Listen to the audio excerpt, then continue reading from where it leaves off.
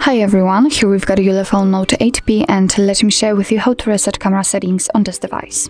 So first of all, we have to find and open the camera app, and I hope that you can see the grid lines which I've previously applied, before starting the recording. It is because I would like to show you the actual evidence that the reset option will work.